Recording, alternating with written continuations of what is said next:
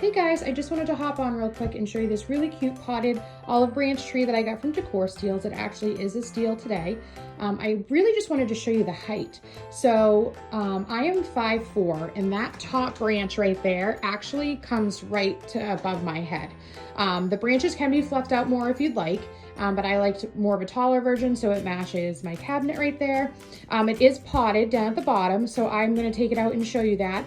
So you can use any type of variety of pots that the plant will fit in. It's perfect for any type of corner, seasonal, year-round, all that kind of stuff. So I'm going to take it out and show you that pot.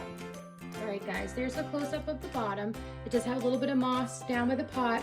I actually did have an olive bucket sitting in the room, so I am going to put that in there so you can get a comparison of what it was with the big basket here versus the olive bucket. So we'll just put it in. So it fits right in, guys. It actually fits in there perfect, an olive bucket with an olive tree. So it really is versatile and can go with any type of different planter, whatever you're looking for, inside, outside. So it is the perfect tree, and I think it will go really quick, so I suggest running over and grabbing yourself one.